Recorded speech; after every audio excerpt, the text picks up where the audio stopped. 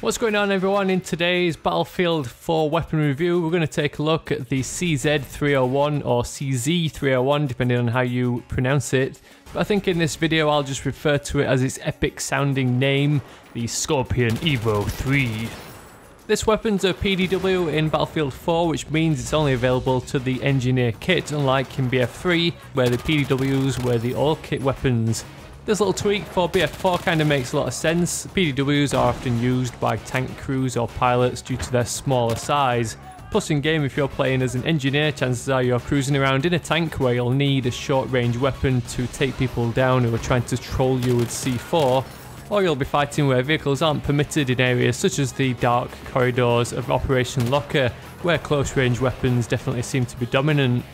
So let's get started with this review and take a look at how the CZ-3A1 fares up at being a personal defense weapon for all you engineers.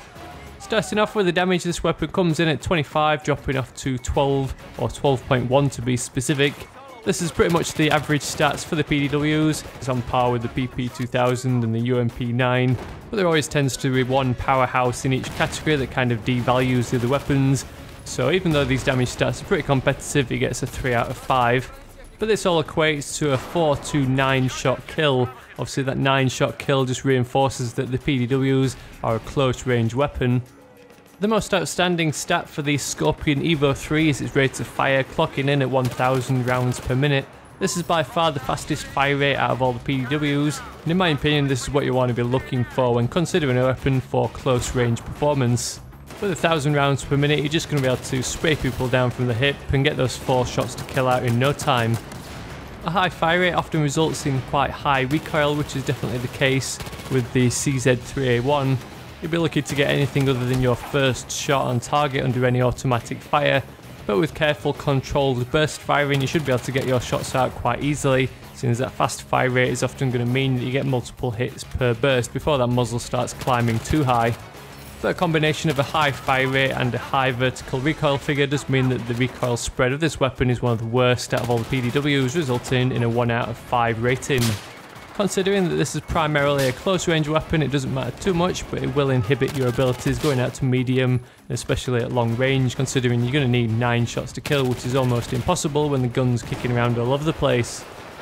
A 30 round magazine is pretty standard no matter which category you're looking at, but the Scorpion is outshined by some of the other PDWs that come along with a 50 round mag size, but with a 1.9 second reload time it's on the quicker end of the scale, so keeping this weapon topped up is not too much hassle.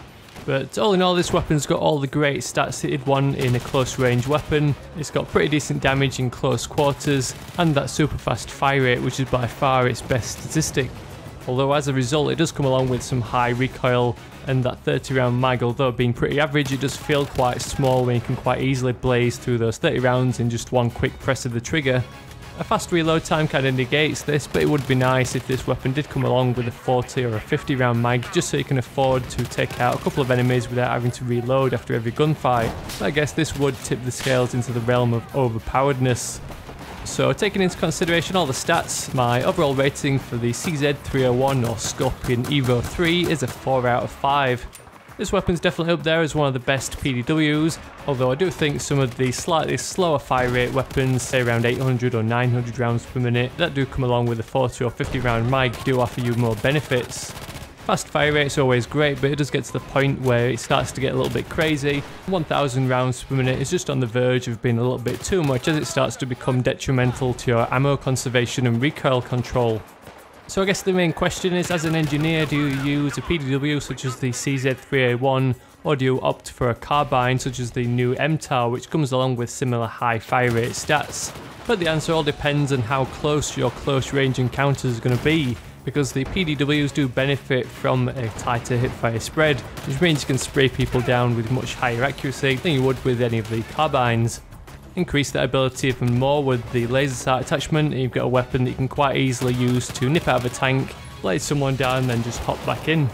So that just about wraps up another weapon review for Battlefield 4.